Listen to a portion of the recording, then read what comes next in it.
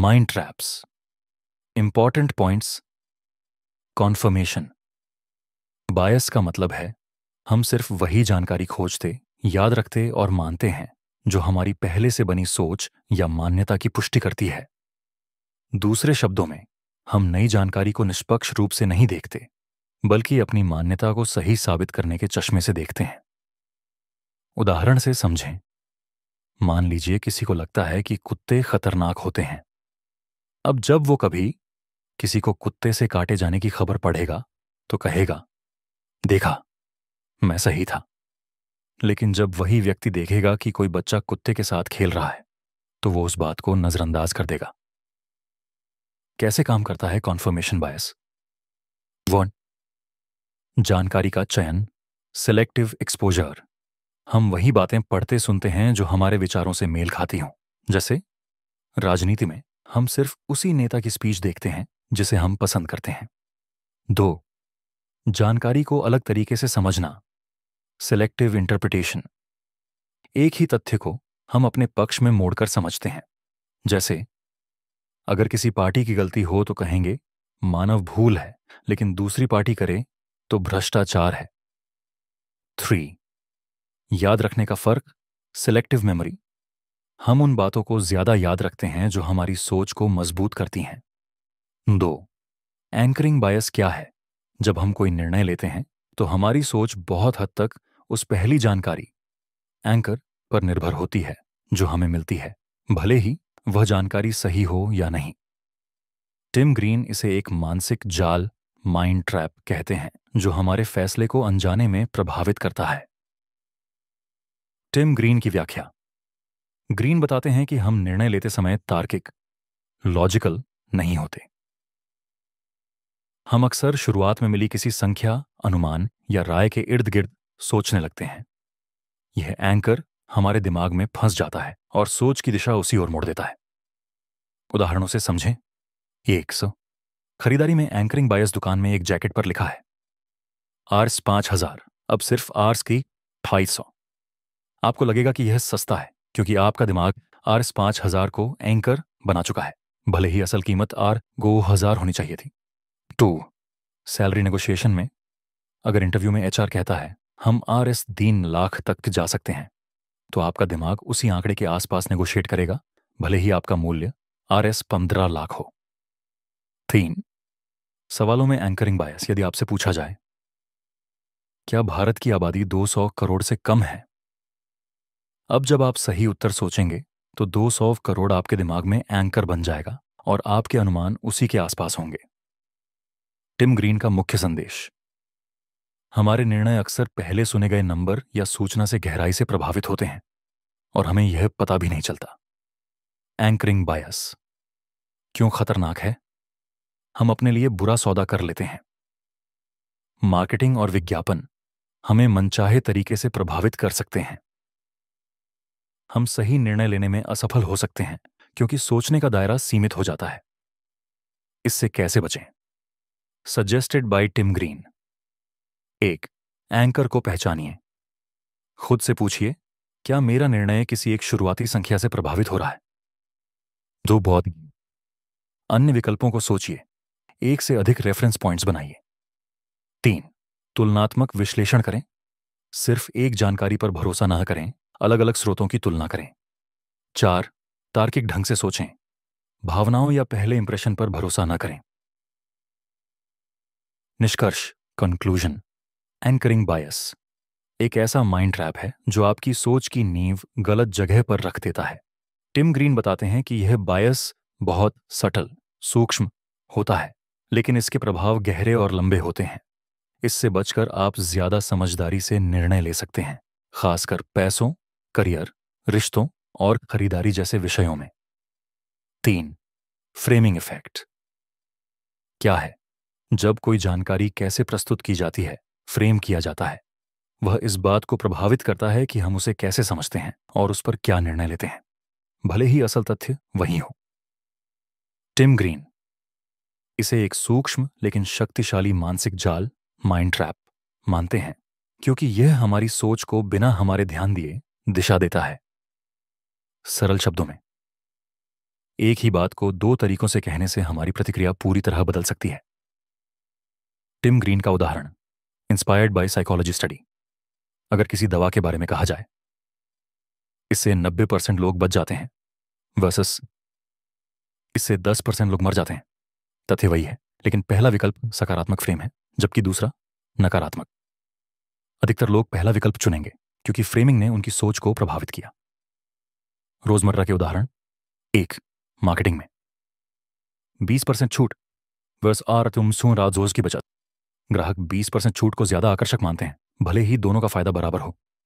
2, health care में इस surgery से 95% लोग बच जाते हैं वर्सेस 5% लोगों की मौत हो जाती है। मरीज पहले विकल्प को सुरक्षित मानता है, हालांकि दोनों में फर्क नहीं है।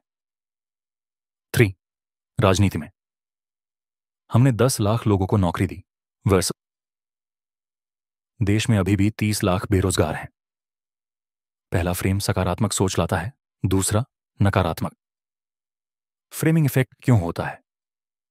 टिम ग्रीन बताते हैं कि हमारा दिमाग तेजी से सोचने के लिए शॉर्टकट लेता है। जब कोई जानकारी एक निश्चित तरीके से इमोशनली फ्रेम्ड हो तो हम तथ्यों की बजाय उस फ्रेम पर भरोसा करने लगते हैं। यह प्रक्रिया अक्सर अवचेतन रूप से होती है, यानी हमें पता भी नहीं चलता कि हम प्रभावित हो गए। फ्रेमिंग इफेक्ट के खतरे, निष्पक्ष निर्णय लेने में बाधा, भ्रामक विज्ञापन और प्रचार का असर, दूसरों के विचारों से आसानी से बहक जाना, तथ्यों की जगह भावनाओं पर आधारित निर्णय लेना। कैसे बचें फ्रेमिंग इफेक्ट से? टिम ग्रीन के सुझाव, एक, वैकल्पिक फ्रेम देखें, किसी भी दावे को उल्टे नजरिए से भी सोचें। 2, फैक्ट्स पर फोकस करें, फ्रेम पर नहीं। 3, इमोशनल रिएक्शन को पहचानें और रुककर सोचें। 4, प्रश्न पूछें, क्या यही बात किसी और तरीके से भी कही जा सकती है? निष्कर्ष, फ्रेमिंग इफेक्ट हमें यह दिखाता है कि सच क्या है, इससे ज्यादा जरूरी हमारे लिए यह बन जाता है कि सच को कैसे कहा गया है। 4, संक कॉस्ट फैलेसी क्या है? जब हम किसी चीज में पहले से लगाया गया समय, पैसा या मेहनत छोड़ने से डरते हैं, भले ही आगे चलकर उससे कोई लाभ नहीं हो। इसे संक कॉस्ट फैलेसी कहा जाता है। टिम ग्रीन इसे एक गंभीर माइंड ट्रैप, मेंटल ट्रैप मानते हैं क्योंकि यह हमारी तर्क शक्ति को धुंधला कर देता है और हमें बीते हुए निवेश के आधार पर बुरे निर्णय लेने पर मजबूर करता है। सरल शब्दों में, मैंने इसमें इतना डाल दिया है, अब पीछे नहीं हट सकता। संक कॉस्ट का मतलब क्या है? संक कॉस्ट नायंचक वह लागत, समय, पैसा, ऊर्जा जो अब वापस नहीं मिल सकती। उदाहरण, आपने कोई कोर्स ज्वाइन किया है जिसमें आपने जिलाहक 1000 रहाजम दे दिए, लेकिन वे आपको पसंद नहीं आ रहा। अब आप केवल इसीलिए कोर्स करते रहते हैं क्योंकि पैसे दिए हैं। यह फैलेसी है। टिम ग्रीन का संदेश, टिम बताते हैं कि हम अक्सर यह भूल जाते हैं कि भविष्य के निर्णय पुराने नुकसान से नहीं बल्कि वर्तमान और भविष्य के फायदे पर आधारित होने चाहिए। प्रैक्टिकल उदाहरण, 1, फिल्म देखने का केस। आपने RS300 की टिकट लेकर मूवी शुरू की, पर फिल्म बहुत बोरिंग है। फिर भी आप कहते हैं, इतने पैसे दिए हैं, अब तो देखनी पड़ेगी। यह संक कॉस्ट फैलेसी है। 2, रिश्ते या बिजनेस में। कोई व्यक्ति एक खराब रिश्ते में है या घाटे वाले बिजनेस को चला रहा है सिर्फ इसलिए क्योंकि उसने सालों लगाए हैं, इतना समय दिया, अब छोड़ नहीं सकते। यह सोच भविष्य को और बिगाड़ सकती है। 3, नौकरी में। 5 साल से इस नौकरी में हूं, अब तो प्रमोशन मिल ही जाएगा। लेकिन क्या आप खुश हैं? क्या सीख रहे हैं? अगर नहीं तो सोचिए।